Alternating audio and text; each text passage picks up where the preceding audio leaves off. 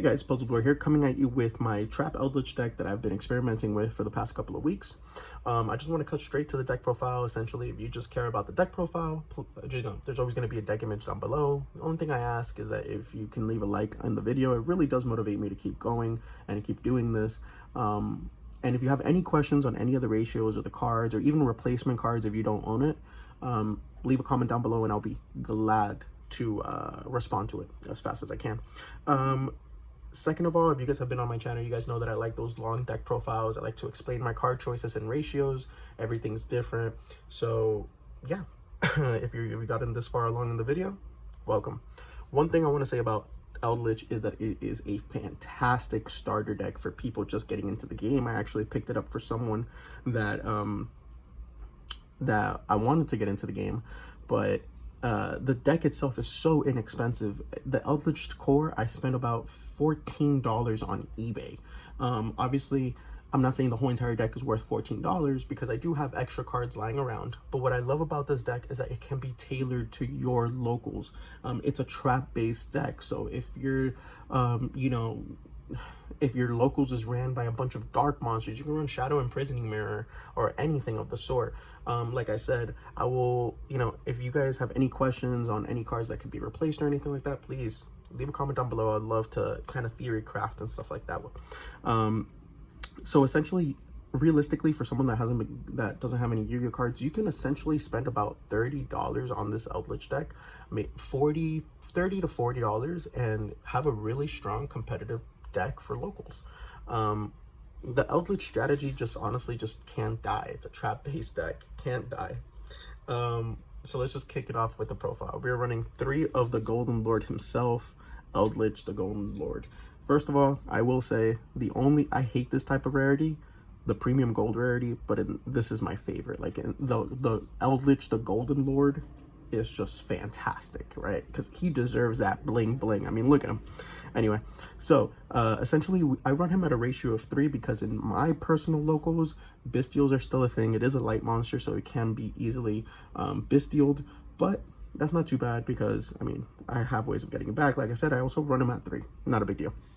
So he has 2 primary effects. Besides the fact that he's a big body at 25 attack, 28 defense, he also has the effect that you can send this card and 1 spell and trap card from your hand to the graveyard. Send 1 card on the field to send it to the graveyard. Well, target 1 card on the field and send it to the graveyard. That effect is fantastic because you can send annoying spell and traps. You can send monsters that can't be destroyed by battle or by card effects.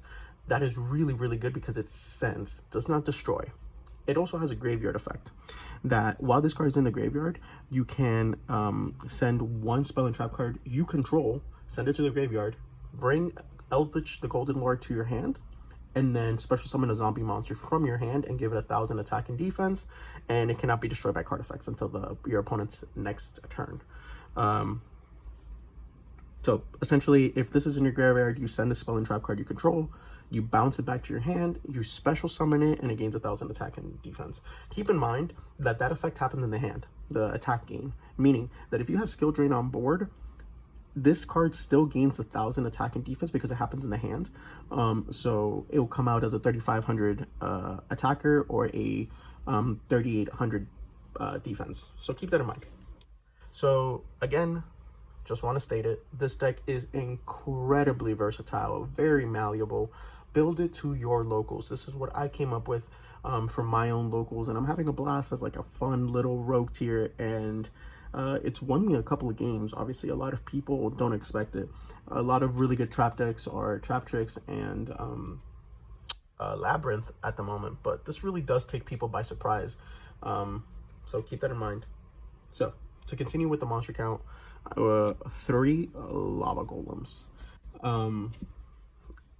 Yeah, not really much to say about lava golem. I mean, as a trap deck, you really do want to go first, but if you manage to go second, I mean, lava golem is there.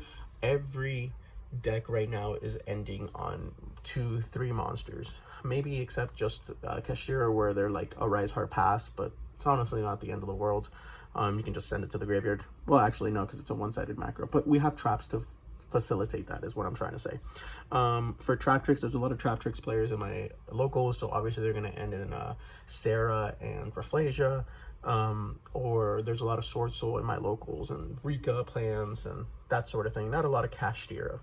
And then for the last of the monsters, I am playing 3 Ash Blossom and Joyous Spring. I feel like this card is mandatory. Not only is it really accessible and budget, I mean, it's been reprinted in the last couple of structure decks, if I'm not mistaken, except the Dark World one.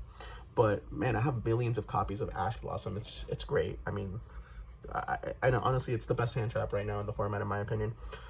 So for Lava Golems, if you don't have it, by all means, you can go Lord of Heavenly Prison. Those cards are probably about $2-3 on TCG Player or Troll and Toad or something like that. It also is a level 10, so you can go into XYZs with Eldlich the Golden Lord. So that's another really good versatile card. But again, for my own personal locals, I like to break boards, so Lava Golem for me is like the best thing. And kind of keep them under lock. Ash Blossom is fantastic. If you don't have access to even Lava Golem or Lord of Heavenly Prisons, which is extremely budget, you can also go Inspector Border, which is even more budget card. Just keep in mind, this deck is very, very versatile. That's it for the monster count. We are running a monster count of 9 for the spells. Very, very small spell count. So like I said, I kind of hate this rarity, but I kind of wanted to keep the deck kind of matching. I don't know, it's just my OCD. Anyways, 3 Pot of Extra. I mean, this card is better in trap decks, a lot better than Prosperity. Obviously, if you have Prosperity, I recommend putting it in, but Pot of Extravagance is really good in trap decks because it gives you that +2, and you kind of guess digging for that one particular card is good, but just having 2 additional cards at random could be like the difference between a floodgate or whatever that can break a board or make a board. So 3 Pot of Extras for the consistency, and then for the Eldlich spell and traps, I am running 2 Cursed Eldland. I was actually playing with this at 3, and it was really good. I just kind of hated drawing 2 of them. It was really bad. Technically, you can, if you do draw 2, you can activate it, pay 8, lets you search a Eldlich monster or a Golden Land spell or trap, so keep that in mind, please. And then if this card is sent from the spell and trap card zone to the graveyard, you can send 1 Eldlich monster or 1 Golden Lord spell and trap from your deck to the graveyard. So it kind of just fills up your graveyard. Again, you can run this at 3. There's absolutely nothing wrong with it. I mean, it all depends on you as a player and what you want to do with your deck. Me, I didn't really want to break on it too much, and I did find myself breaking. So for the 3rd copy of the Eldland, I'm actually running the 1 elixir of Black Awakening.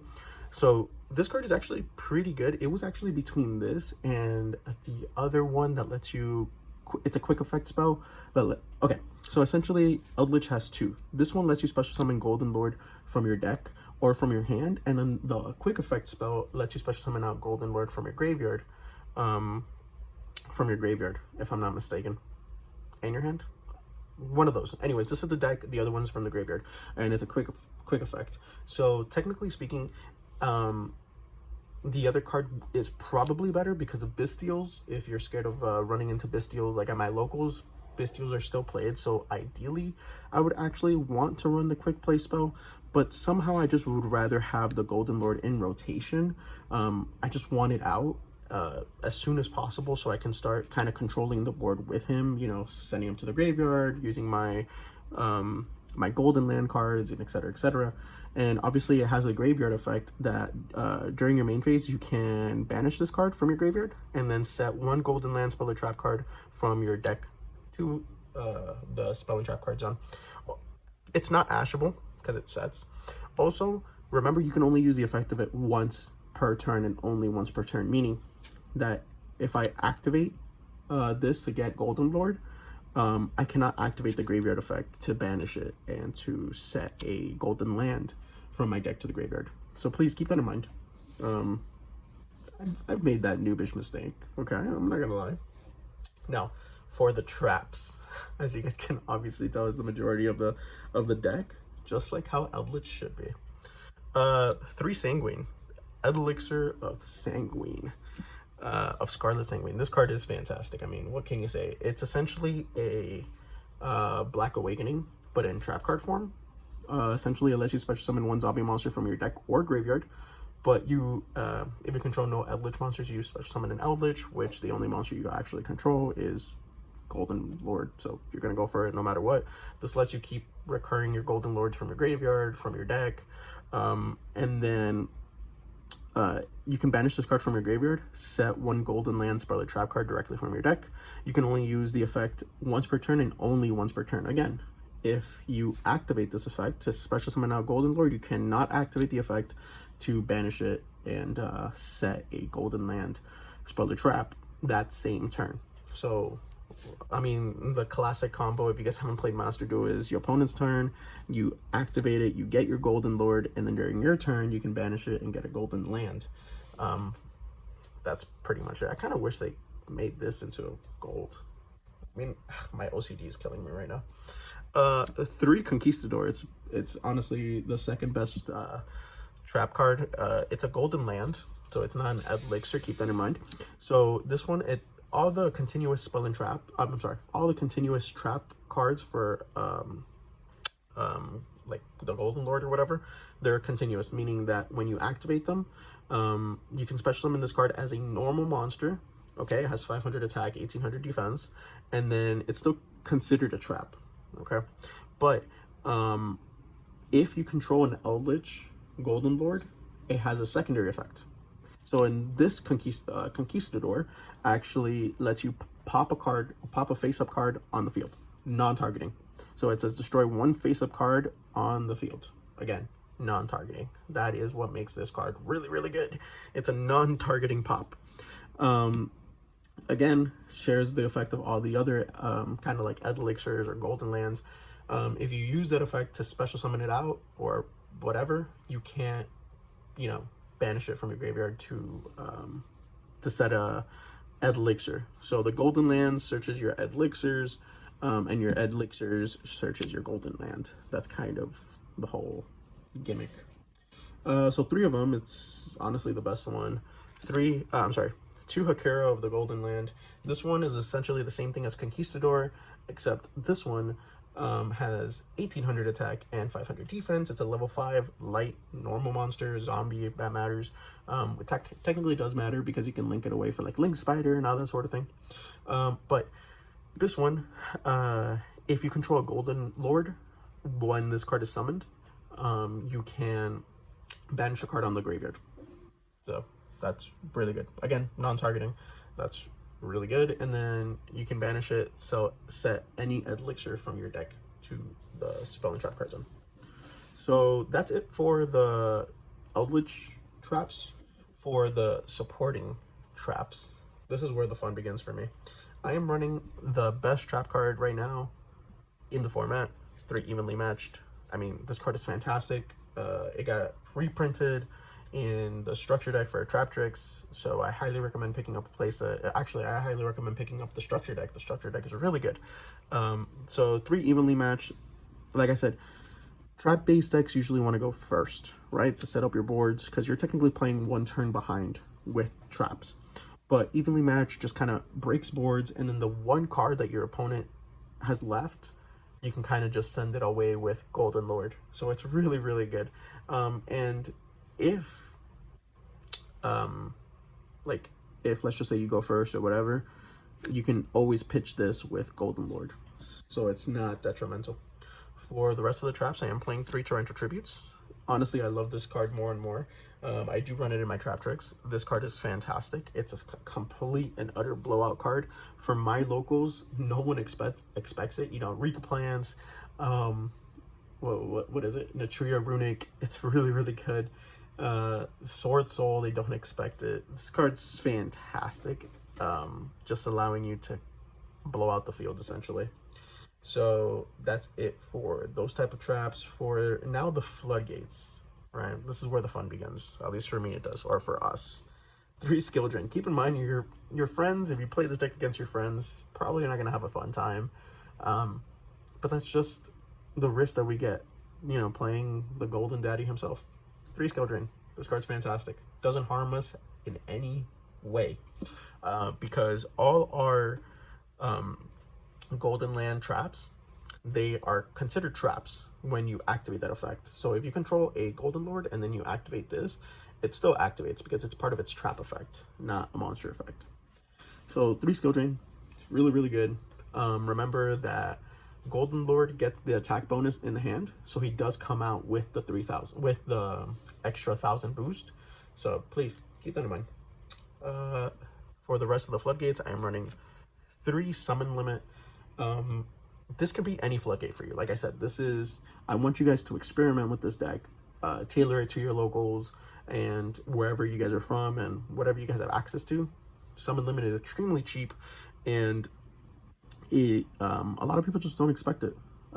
Honestly, just being able to facing against a Trap Trick player when they activate Murmello, they normal summon Murmello, that's 1, right? And then they link it off into Sarah. I automatically flip summon limit, and they just searched out a Trap Tricks Holutea for like nothing. Essentially, they can't keep going. So summon limit is fantastic. At least for me personally, it's done nothing but wonders. 3, there can be only 1. This is my second floodgate of choice. You can choose to run absolutely anything, but 3, there can be only 1. Just wins against birds, you know, Fluanderies. It wins against Kashtira because they're all psychics. This card is an annoyance and it's pesky. And before you go saying, but puzzled, I mean, we just run, Eldlich the Golden Lord, right? But we also run the trap cards. Well, yeah, that's pretty much it. But having a beefed up the Golden Lord is probably going to win you the game, to be completely honest with you. So yeah. And then for the last 2 of my own personal tech, honestly, because I only own 2, 2 goes in match. Honestly, this could probably take, if you can fit in a 3rd one and maybe take out a summon limit or something like that. But 2 goes in match is great. I mean, again, it's really good against a cashier matchup. Really good just in general. Not so much against Trap Tricks, obviously, but there's a lot of really good decks that, I mean, yeah. I've never really liked these type of cards right here because it can be affected. I find there can be only one is a lot of decks don't really play a lot of different types and attribute types. So, yeah. Goes in match is the last of it. It's a flat 40 deck. Like I said, what I love about this deck is that it is extremely cheap. It is extremely malleable to your locals. Please, that's the only thing I hope you guys get from this profile. Just go out and experiment with the deck. Tailor it to your locals and stuff. That being said, since this is kind of like a side deck project, I don't have a side deck. I don't have an extra deck. But in the deck image down below, if you guys click it, you guys can see that I made a side deck tailored to this deck, again, for my own personal locals, and an extra deck. Because the deck does require an extra deck because of Pot of Extravagance, you can kind of just add garbage to it, but there's also some good cards that work with Eldlich, like the Super Dreadnought Cannon ones, because Golden Lord is a level 10, especially if you run Lord of Heavenly Prison, that's another level 10, so it's an easy rank for, I side in Lord of Heavenly Prison, you know, against like Harpies and stuff like that. I mean, it's a good card letting you basically get anything from your deck. So yeah, guys, hopefully you guys enjoyed the deck profile. Like I said, only thing I ask is that if you guys can leave a like, and if you guys have any questions about my ratios or about substitutes that you can add to your own Trap Eldlich deck, please leave them down below. Anyways, guys, enjoy. Don't forget to have fun.